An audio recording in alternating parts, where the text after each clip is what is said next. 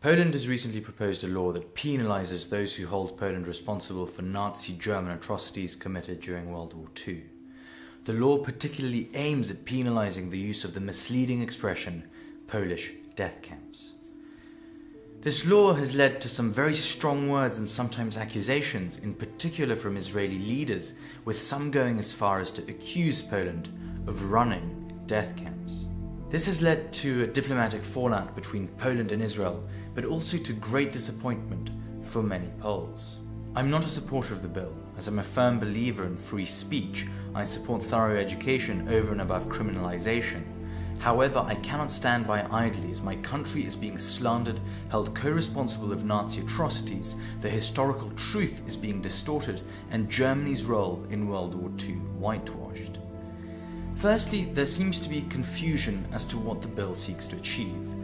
The bill is similar to the Holocaust denial laws in many Western countries. It intends to punish those who describe the death camps as Polish and thus shift the responsibility of the crimes. Secondly, there appears to be confusion about why Poland cares so much. Many of you may wonder why the term Polish death camps is so problematic. After all, many of the camps were located in present-day Poland. However, this is geographically and historically inaccurate, and referencing them that way deflects responsibility from the perpetrators onto the Poles, who were one of the greatest victims of German Nazi atrocities. Poland at that time was under occupation and was integrated into the German Third Reich. The genocidal Generalplan Ost involved not only the annexation of Poland, but also the total destruction of Polish culture and nation. Unlike the rest of occupied Europe, in occupied Poland there was no official collaboration at either a political or economic level. Despite military defeat, the Polish government never surrendered to Nazi Germany, instead evacuating to the west, where it continued the fight. The Poles set up the largest underground resistance in all of occupied Europe. The Home Army had some 400,000 members at its peak, and small acts of resistance were widespread and commonplace. The Israeli War Crime Commission estimated that less than 0.1% of ethnic Poles collaborated. Underground courts were even set up by the Poles to prosecute traitors, informants, and collaborators. That included those who denounced Jews in hiding. The German occupation resulted in the deaths of some 6 million Poles, of which 3 million were Jews, or roughly in total 20% of Poland's pre-war population. The Germans also engaged in concentrated efforts to destroy Polish culture, the Polish elite and intelligentsia, and aimed at the Germanization of annexed land. However, before the destruction of Poles, they set the aim of eradicating European Jewry. In response, the Polish resistance set up Żegota, the Council for the Aid of Jews, the only secret organization in all of occupied Europe designated specifically to aid Jews. More Jews were rescued in Poland than in any other nation, with the rescue figure being put between 100 and 150,000, and this despite the fact that Poland was one of the only occupied countries where aiding a Jew resulted in a death penalty for every Pole living in the household where Jews were discovered. Thousands of families, such as the Ulm family, paid with their lives. Despite the risks, Poles constitute the largest contingent of those honored as righteous amongst the nations.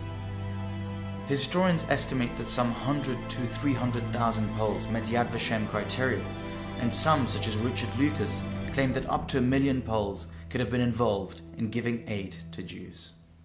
The Nazi Germans set up camps to eradicate Jews. Auschwitz-Birkenau is not a Polish name, and Arbeit macht frei is not in Polish. The first prisoners of that notorious camp were actually ethnic Poles.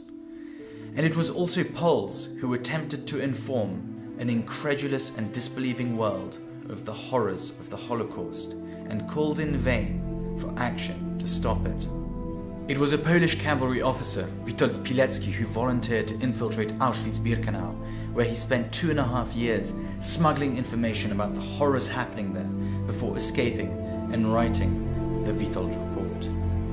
It was the Polish foreign minister, Count Edward Raczyński, who in 1942 provided the Allies with one of the earliest and most accurate accounts of the ongoing Holocaust and pleaded for action. And again, It was a Polish officer, Jan Karski, an eyewitness of the ghettos, who then smuggled his reports to the West and personally informed a disinterested President Roosevelt of the suffering of the Polish Jews.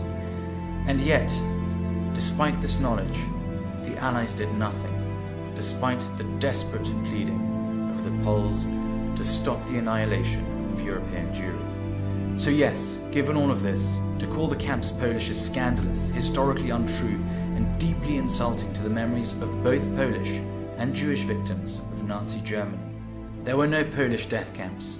Poland did not collaborate with Nazi Germany. Poles overwhelmingly did not collaborate with the Nazi German occupiers. Obviously not all Poles were courageous saints. No one in Poland is denying that some Poles did despicable things, nor is anyone denying that there wasn't some anti-Semitism in Poland before, during, or after the war. However, the simple truth is that the camps were designed, created, operated, staffed, and run by Nazi Germany and their collaborators. This is a Nazi German crime, and referring to them as anything else is an affront to the victims of that murderous regime. The diplomatic spat, however, is between our leaders. I, as a Polish citizen, would like to leave politics aside and invite my Jewish brothers and sisters to come and discover Poland, not just to reflect on the horrors of the Holocaust and pay tribute to those who were murdered in Nazi camps, but also to come and discover a country where Poles and Jews shared 1,000 years of history, with some ups and downs. Our two nations have been inextricably linked for 1,000 years. It was in Poland, once upon a time, that Jews found a safe haven and refuge, and today you might discover again a beautiful and welcoming country. Goodbye, do widzenia, and shalom.